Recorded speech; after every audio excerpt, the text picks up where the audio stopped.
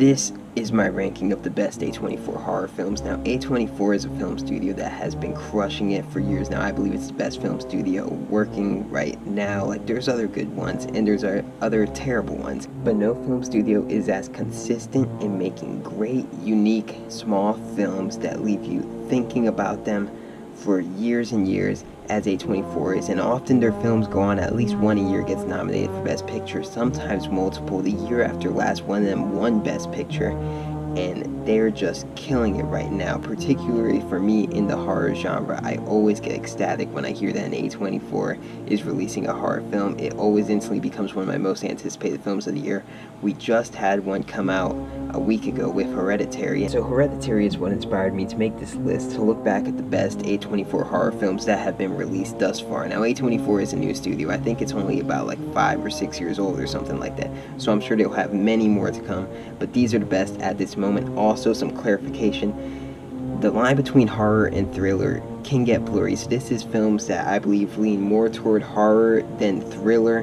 Now, it'll all be up for debate, so this is just the films that I'm excluding from this list because I don't believe they're quite horror, they're more thriller. So just so you don't say, where was this movie? I excluded it. Green Room, The Killing of a Sacred Deer, A Ghost Story, Enemy, The Lobster, and Tusk. Now, Tusk is a horror film. I just don't like it very much. It's kind of gross. He's a giant. He looks like a ball sack. I'm not a fan of it. Anyways, let's jump into my top 5. And starting at number 5 is Trey Edward Schultz, It Comes at Night. Now, It Comes at Night is a very dark, dreary, depressing, miserable film. And the reason it only comes in at number 5, because I do think it's a great film, it's just kind of after a year has gone by, it's not the most memorable of the A24 horror films. It's not one you want to go back and watch multiple times because it's so depressing. It's not one that you could speculate on endlessly, but it is a fantastic film. It's a zombie apocalypse film, and it's maybe the only zombie apocalypse film that doesn't have a single zombie in it, because it focuses on the man and the woman, on the family surviving and living in this. It focuses on, can you still have morals and be a good person in a world that's no longer good? And can you still make the right decision, or do you have to make the smart decision?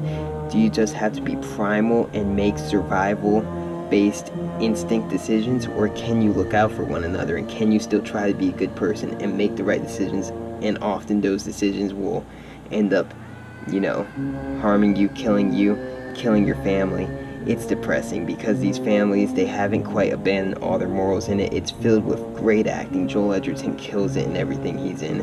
It's a great movie. Check it out. It's like The Walking Dead if The Walking Dead had its best episode ever. Throw Negan in there, it would have been even better. Moving on, number 4 is The Black Coat's Daughter. Now, The Black Coat's Daughter I have a weird relationship with. The first time I saw this film, I absolutely hated it. I went ranting online. I was like, I will be shocked if it doesn't make my top 10 worst of the year. And then I kept having people telling me, like, how do you hate that movie? That movie's really good. And I kept seeing people review it and saying it's good and all this stuff.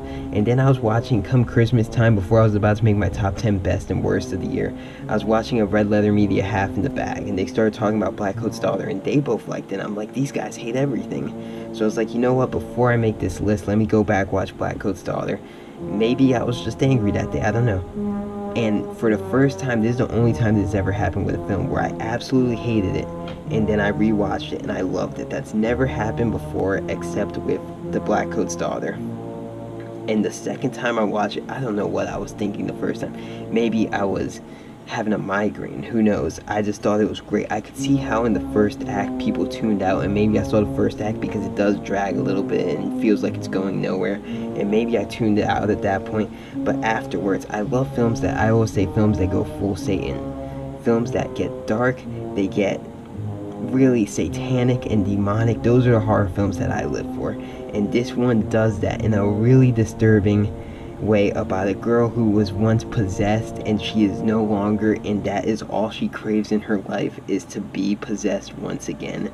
And it is just, it's very atmospheric, filled with terrifying visuals and worshipping furnaces, and it's just a creepy movie that I think is great. Kiernan Shipka is in it, and she's fantastic. She voices a character in Legend of Korra that I'm a big fan of.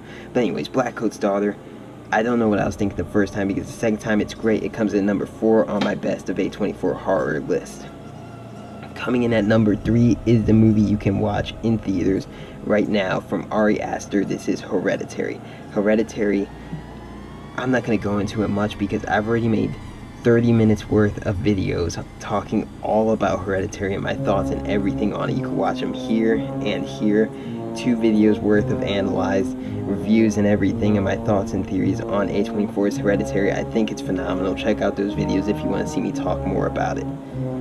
At number 2 on my list is Jonathan Glazer's Under the Skin.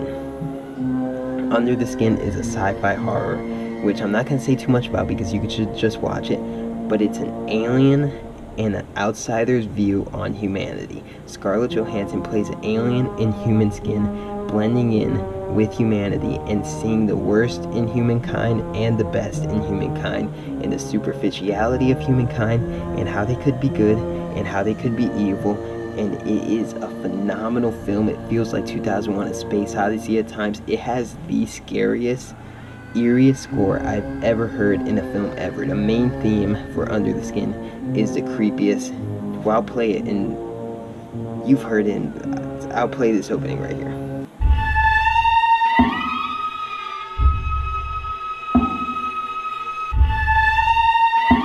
Doesn't that creep you out now when you see it in the scenes with the void that she's in and she's trapping people? It's way creepier.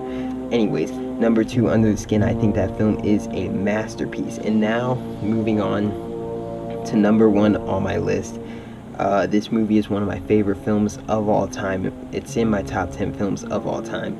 And that film is Robert Eggers' The Witch. Now, I actually have a shirt of Black Phillip on it, and it would have made sense to wear it for this video, but I didn't think about that until now. I'm not going to say too much here, because like I did for my Hereditary videos, where I made like a 15-minute analyzed and explained in-depth thoughts and everything, I'm going to make one of those for The Witch, because I really want to go in-depth on this film and talk about it a lot. But this movie is incredible. Not just from the set designs, the costumes, the capturing of that era and the atmosphere and the dialogue written, and just, this is the movie. When I say films, I love films that go full Satan.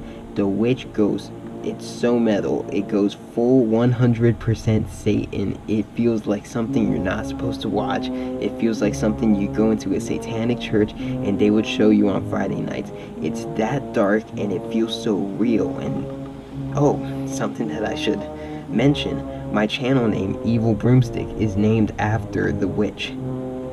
That's how much I love this movie. I'm not going to talk much about the movie itself because I'm going to save that for another video, but I'll tell you about that.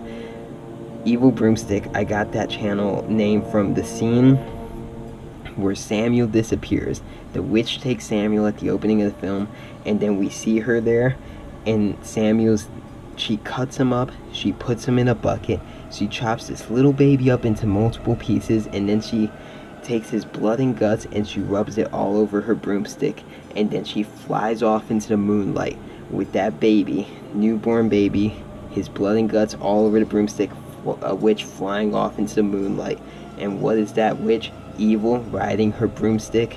Evil Broomstick, my channel name, my favorite A24 film of all time. That's gonna wrap it up for the best A24 horror films. The Witch, to me, is one of the greatest movies ever made. Some people may disagree. It's in my top 10 movies of all time. Thanks for listening. Check out my 2 Hereditary reviews. Check out my Martyrs review that I made. And that's gonna wrap it up for this video. Let me know what your top 5 A24 horror films are, and include films that I exclude. If you want to include Green Room in there, Killing of a Sacred Deer. If you like Tusk, drop it in your top 5. Let me know. Like the video, subscribe, ding some type of bell. Everyone says that they say ding a bell. I don't know what bell they're talking about, but whatever bell they're talking about, let me know and ding it. A24, can't wait to see what they have next. Thanks for watching my videos. Goodbye.